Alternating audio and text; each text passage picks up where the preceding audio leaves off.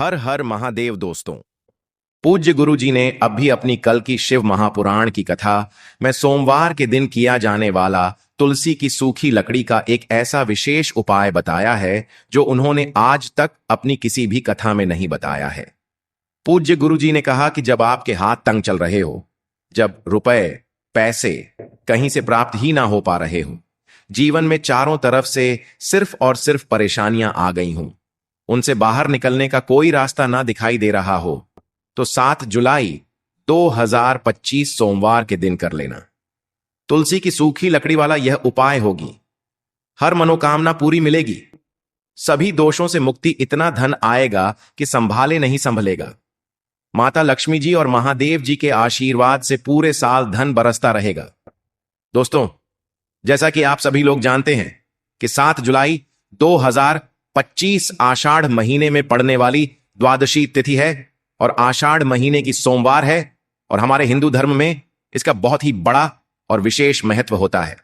पूज्य गुरु जी ने कहा है कि अगर कभी भी मौका लग जाए और आषाढ़ महीने का सोमवार द्वादशी तिथि के दिन, तो आप लोगों को सिर्फ और सिर्फ तुलसी की सूखी लकड़ी वाला उपाय तो अवश्य ही करना चाहिए। इन दोनों का संयोग बहुत ही कम आता है। इसी के साथ में गुरु जी ने अपनी शिव पुराण कथा में बताया है कि इस दिन आपको तुलसी की सूखी लकड़ी वाला उपाय तो आपको अवश्य ही करना चाहिए, क्योंकि ऐसा दिन पूरे साल में सिर्फ एक ही बार आता है। और दोस्तों, आप सभी लोग जानते हो कि सोमवार का अगर सबसे बड़ा कोई उपाय है तो वह तुलसी की सूखी लकड़ी वाला उपाय है। तो दोस्तों, सोमवार के दिन आप लोगों को इस तुलसी की सूखी लकड़ी वाला उपाय को जरूर करना है। बहुत सारे लोग होंगे जिन लोगों ने इस उपाय को ना किया हो, मतलब पूरा साल निकल गया, उन्होंने किसी भी दिन इस तुलसी की सूखी लकड़ी वाला उपाय को ना किया हो। पर दोस्तों, आपके पास एक आखिरी मौका बचा हुआ है, जो कि 7 जुलाई सोमवार द्वादशी तिथि के दिन है। इस दिन आप लोगों को इस वाले उपाय को जरूर कर लेना है।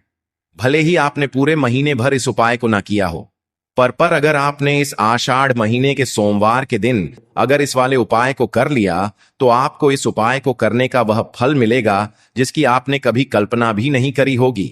इसीलिए आप लोग इस वाले उपाय को एक बार जरूर कर लेना है, ताकि आप लोगों के हाथ से यह मौका ना जा सके और आपको इस उपाय को करने का फल मिल सके।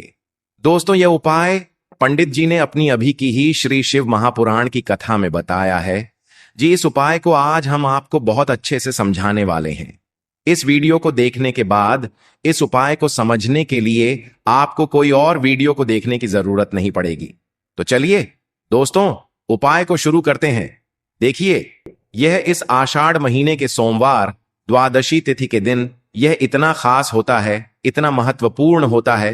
देखा गया है कभी कभी बड़े बड़े पूजा पाठ अनुष्ठान से जो मनोकामना पूर्ण नहीं होते, वह आषाढ़ महीने की सोमवार द्वादशी तिथि के दिन एक छोटे से उपाय करने से ही आपकी मनोकामना पूर्ण हो जाती है। और बहुत सारे लोगों ने इस उपाय को किया भी है और उनको इस उपाय को करने का फल भी जरूर मिला है। अगर आप लोग भी इस उपाय को करना चाहते हैं तो आप इस उपाय को पहले अच्छे से समझ लेना, सुन लेना, उसके बाद करना। आपको इस उपाय का फल जरूर मिलेगा। और इस उपाय को कर लेने से आपके घर में चाहे किसी भी प्रकार की दुख और समस्या क्यों ना चल रही हो, आपको उसका कारण भी नहीं पता है कि भाई यह समस्या किस कारण से चल रही है, उसका कुछ भी कारण हो सकता है। जैसे पितृदोष हो सकता है या किसी भी तरह का मंगल दोष भी हो सकता है।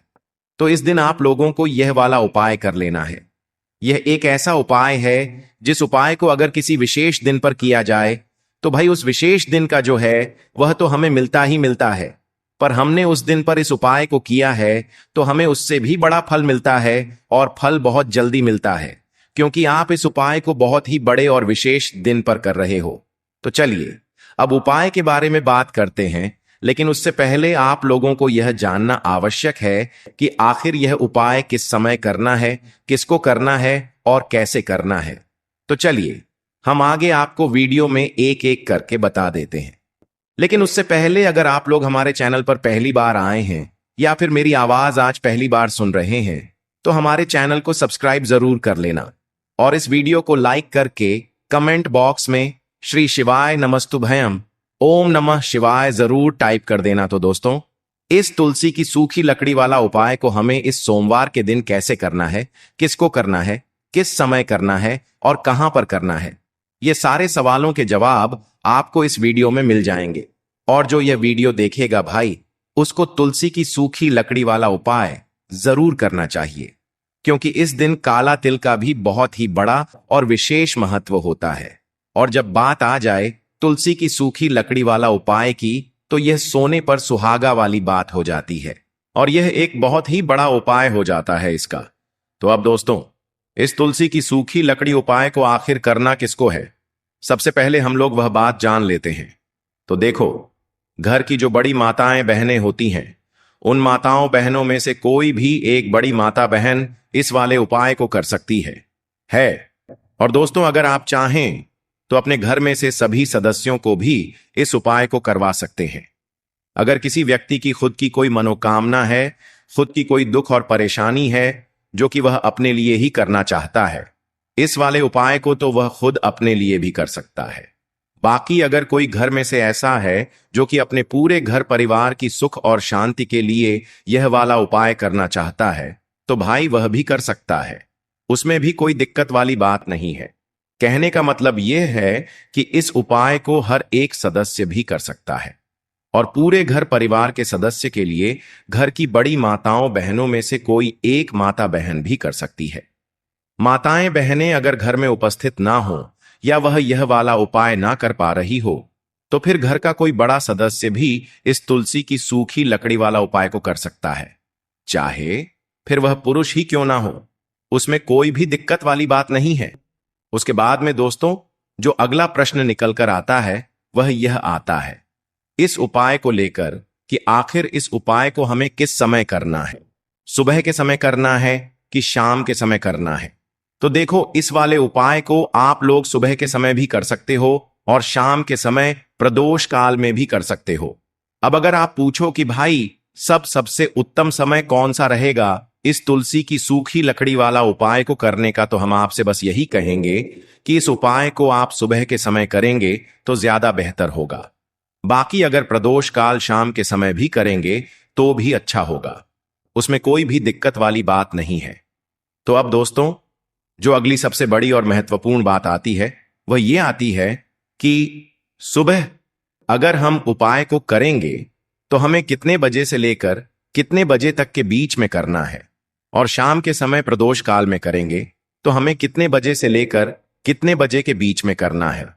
तो देखो, सुबह जितनी जल्दी हो सके आप उपाय को करने की कोशिश करना। बाकी अगर किसी कारणवश लेट भी हो जाओ, थोड़ी देर भी हो जाए, तो 10 या 11 बजे तक भी आप उपाय कर लेना, पर 12 बजे से ज्यादा देरी ना हो, ठीक है, इस बात का ध्यान रखना। उसके बाद में दोस्तों, अगर शाम के समय प्रदोष काल की बात करें, प्रदोष काल का जो समय होता है वह शाम के 6 बजे से शुरू हो जाता है। मतलब शाम के 6 बजे से लेकर 7 बजे के बीच का जो समय होता है, यह समय प्रदोष काल का समय होता है। तो आप इस उपाय को 7 या 8 बजे के बीच में भी कर सकते हो। मतलब शाम के 6 बजे से रात 8 बजे के बीच में आप कभी भी इस वाले उपाय को कर सकते हो, उसमें कोई भी दिक्कत वाली बात नहीं है। देखिए, यदि हम किसी भी प्रकार के उपाय को निश्चित दिन और निश्चित तिथि पर करते हैं तो इसका हमें बहुत अधिक लाभ मिलता है, और इन उपायों को करने के बाद हमारे जीवन में बहुत अधिक परिवर्तन आता है। साथ ही साथ यह जो उपाय आपके जीवन की सारी परेशानियों को और सारी बाधाओं को दूर करने वाले हैं। देखिए दोस्तों, आज के इस पूरे ही वीडियो में हम आपको 3 चमत्कारिक उपाय बताने वाले हैं, और यह तीनों ही उपाय बहुत ही खास और बहुत ही ज्यादा विशेष होने वाले हैं। तो चलिए दोस्तों, जान लेते हैं गुरुजी द्वारा बताए गए सबसे पहले उपाय के बारे में। आषाढ़ माह धन प्राप्ति उपाय। तुलसी की सूखी लकड़ी घर में रख देना, बहुत जल्दी करोड़पति बनोगे, इतना पैसा बरसेगा। राधे राधे दोस्तों, आपको किसी भी दिन तुलसी की सूखी लकड़ी का उपाय घर पर करना है, और ऐसा समझ लीजिए कि तुलसी की सूखी लकड़ी का यह उपाय आपको बहुत जल्दी करोड़पति बनाएगा, क्योंकि जो आषाढ़ का महीना है यह श्री हरि विष्णु को सबसे प्रिय महीना है। तो देखिए, स्कंद पुराण में आता है कि भगवान विष्णु को सबसे प्रिय अगर कोई महीना है तो वह आषाढ़ का ही महीना है, और आषाढ़ के महीने में तुलसी के उपाय रातों रात आपके भाग्य को चमकाते हैं। ऐसे में आज की वीडियो में हम आपको तुलसी के ऐसे उपाय बताने जा रहे हैं जो रातों रात आपका भाग्य चमकाएंगे और बहुत जल्दी आपको महाधनी बनाएंगे। तो देखिए, श्री हरि विष्णु प्रसन्न होते हैं जब भी आप मां तुलसी से जुड़ा हुआ कोई भी उपाय करते हैं। मां लक्ष्मी प्रसन्न होती है जब आप श्री हरि विष्णु को प्रसन्न करते हैं। अब आज की वीडियो में जो उपाय हम आपको बताने जा रहे हैं, इस उपाय को करने से श्री हरि विष्णु तुरंत प्रसन्न होते हैं और सीधे सीधे आप मां लक्ष्मी को प्रसन्न कर लेते हैं। आपके जीवन में आप खुद अपने सौभाग्य को प्राप्त कर लेते हैं इस छोटे से उपाय को करके। तो देखिए, सबसे पहले बात कर लेते हैं कि जो मां तुलसी हैं, इनके बिना श्री हरि विष्णु का पूजन और श्री हरि विष्णु का भोग दोनों ही अधूरे हैं। जब भी हम श्री हरि विष्णु को भोग कराते हैं, उनको भोग लगाते हैं, उसमें हम तुलसी दल जरूर डालते हैं। एक पत्ता डालेंगे, लेकिन तुलसी दल जरूर डालते हैं, क्योंकि बिना तुलसी दल के श्री हरि विष्णु कोई भी भोग स्वीकार नहीं करते हैं। और आषाढ़ के महीने में तुलसी का पूजन करने से व्यक्ति को सौभाग्य की प्राप्ति होती है, उसके घर में कभी निर्धनता नहीं आती है। अब देखिए, सबसे पहले तो आपको आषाढ़ के महीने में एक हरा भरा तुलसी का पौधा अपने घर में जरूर लगाना चाहिए। अगर पहले से आपके घर में तुलसी का हरा भरा पौधा है तो बहुत उत्तम है। अगर नहीं है तो आषाढ़ के महीने में एक तुलसी जी का पौधा आप जरूर लेकर आएं, क्योंकि यह सबसे श्रेष्ठ महीना है तुलसी के पौधे को अपने घर में लाकर लगाने के लिए। दूसरी चीज कि देखिए, आषाढ़ के महीने में या उससे पहले आपके घर में तुलसी जी का पौधा सूख गया है, और अगर तुलसी का पौधा आपके घर में सूखा हुआ है तो उससे कौन सा उपाय है जो आप करके रातों रात अपने भाग्य को चमका सकते हैं। तो देखिए, अगर आपके घर में तुलसी जी का सूखा हुआ पौधा है, इसमें आपको हरे भरे पौधे से उपाय नहीं करना है। आपके घर में तुलसी जी का अगर सूखा हुआ पौधा है, उसी से आप उपाय करेंगे। इस चीज का ध्यान रखेंगे। तो देखिए, अगर तुलसी का पौधा सूख गया है तो आपको क्या करना है, उसकी छोटी छोटी टहनियां लेनी है, गिन करके 7 टहनियां। ठीक है ना? कितनी टहनियां लेंगे? 7 टहनियां लेंगे। थोड़ा सा मौली धागा आपको लेना है और 7 तुलसी की सूखी लकड़ी को एक के अंदर एक यानी गट्ठा टाइप का बनाना है और उसको बांध देना है। ठीक है ना? सारी तुलसी की लकड़ियों को इकट्ठा करना है और मौली धागे से बांध देना है। बांध देंगे कलावा लपेट कर। अब आपको क्या करना है, रोली का तिलक इस तुलसी की सूखी लकड़ी पर आपको करना है। रोली का तिलक करेंगे, अगर चंदन है तो थोड़ा सा चंदन लगा दीजिए। अब यह तुलसी की जो सूखी लकड़ी है, यह आपको थोड़ी देर अपने घर के मंदिर में रखनी है श्री हरि विष्णु के सामने, और एक देसी घी का दीपक आपको श्री हरि विष्णु के सामने लगाना है। दीपक गोल बाती का लगाएंगे और उसमें एक चुटकी पिसी हुई हल्दी डाल देंगे। ठीक है ना? श्री हरि विष्णु को हल्दी बहुत प्रिय है। दीपक लगा देंगे, थोड़ी देर वह जो तुलसी की लकड़ियां हैं उनको ऐसे ही रखा रहने देंगे, तिलक कर देंगे। अब थोड़ी देर बाद आपको क्या करना है, तुलसी की वह जो सूखी लकड़ियां आपने बांधी थी कलाबे से, मौली धागे से, अब आपको उन्हें उठाना है। एक छोटे से लाल कपड़े में आप इसको रख लीजिए। ठीक है ना? लाल कपड़े में रख लीजिए, पीला कपड़ा हो तो पीले कपड़े में रख लीजिए। रखने के बाद आपको क्या करना है, इसकी पोटली टाइप की बना देनी है। धागे से लपेटकर मौली धागे से ही पोटली बना लीजिए, आराम से बंध जाती है। अब इस पोटली को आपको कहां रखना है, इसे आपको अपने घर के मुख्य द्वार पर टांगना है। ठीक है ना? अंदर की तरफ, बाहर की तरफ नहीं, अंदर की तरफ, मुख्य द्वार पर अंदर की तरफ टांग दीजिए।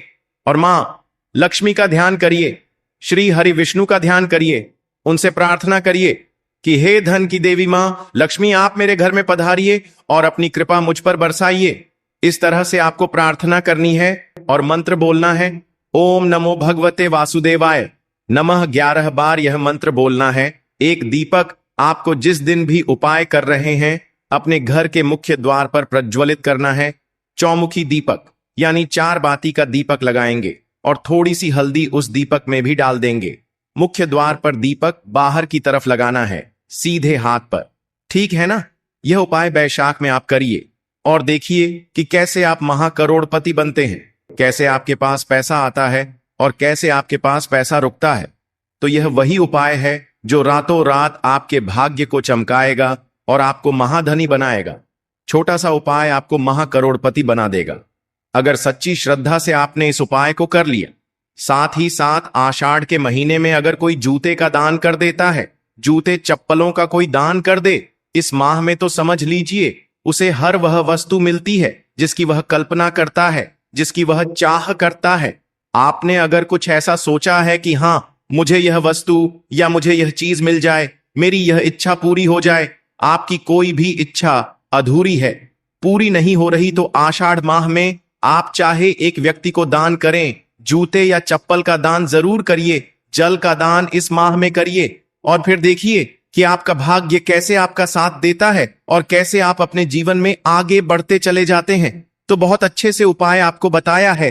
अब हम बात करते हैं दूसरे विशेष उपाय की। देखिए, यह उपाय भी आपको तुलसी जी के पौधे के वहां पर करना है, आपके भाग्य का उदय करने के लिए। आपके घर में धन सम परेशानियां हैं, कर्ज की समस्या अगर दिन पर दिन बढ़ती जा रही है, खत्म नहीं हो रही है, बहुत ज्यादा परेशानियां हैं, तो आपको यह उपाय करना चाहिए। देखो करना क्या है, बहुत ध्यान से समझना। आपको मात्र तांबे के पात्र के अंदर जल लेना है, उस जल के अंदर एक चुटकी आपको हल्दी मिला देनी है, ठीक है, और साथ में लेना है एक कमल गट्टा। यह केवल उपाय सोमवार चैत्र नवरात्रि के दिन करना। अगर आपको ऐसा लगता है कि आपके जीवन में अष्टलक्ष्मी का वास नहीं है, भाग्य का साथ आपको नहीं मिल पा रहा है, तो आप यह उपाय शनिवार के दिन कर सकते हैं, सोमवार के दिन भी कर सकते हैं, ठीक है।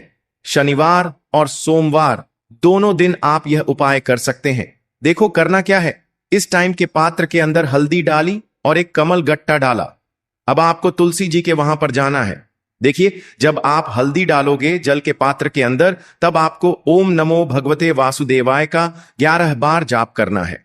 फिर हल्दी डालना है। जब आप कमल गट्टा डालोगे, तब आपको ओम श्रीम नमः या ओम महालक्ष्मी नमः इस मंत्र का जाप करते हुए एक कमल गट्टा डालना है, 11 बार जाप करना है, ठीक है। कमल गट्टा और हल्दी दोनों होना चाहिए। कमल गट्टा महालक्ष्मी का प्रतीक माना जाता है, और हल्दी जो है वह भगवान विष्णु के निमित्त आप हल्दी डालेंगे, ठीक है। इस जल को आपको तुलसी जी की जड़ में अर्पित करना है। ओम नमो भगते वासुदेवाय का जाप करते हुए बस इतना सा उपाय करना। धन संबंधित को कोई भी परेशानियां हैं वह सब दूर हो, ऐसी आपको प्रार्थना करनी है। कर्ज से जुड़ी कोई परेशानी हो तो ऐसी प्रार्थना करनी है कि यह दूर हो जाए। ऐसी कामना करते हुए यह दूसरा प्यारा सा उपाय आपको करना है। तो देखो, यह हो गया दूसरा उपाय जो कि आप सुबह से लेकर के शाम तक कर सकते हैं। सोमवार या शनिवार के दिन सिर्फ एक बार ही करना है। अब जो कमल गट्ट है, कमल गट्टे को आपको वहीं पर तुलसी जी के वहां पर रखे रहने देना है, आपको उठाना नहीं है।